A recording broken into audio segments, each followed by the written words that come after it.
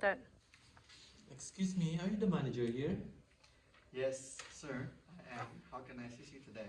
I've had a dreadful experience. First, my food took an hour to arrive, and when it finally arrived, it was so cold. Worse still, it wasn't what I ordered.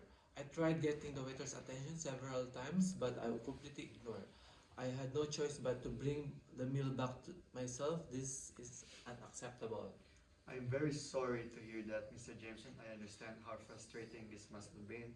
Let me first apologize for the inconvenience. I'd like to discuss this further and make things right.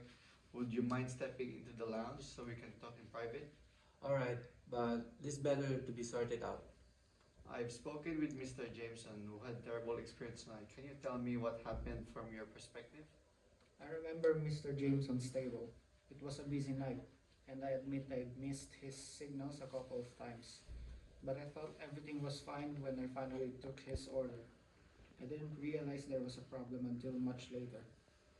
The order came in wrong from the start. I prepared that I was worried, but I could tell something was off. Mr. Jameson body back and was stressed and might have responded harshly, but I didn't mean to escalate things. I understand it was busy, but communication is key in a restaurant setting. Not addressing Mr. Jameson's concern right away and then reacting poorly when he brought the issue up only made things worse. This needs to be a learning moment for everyone. Thank you for your patience, Mr. Jameson. I've spoken with the staff involved.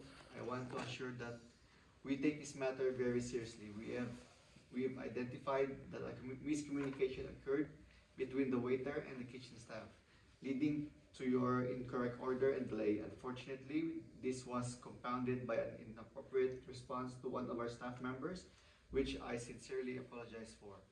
I appreciate you looking into it, but isn't what I expected when I'm dining here. Absolutely. We want to make things right.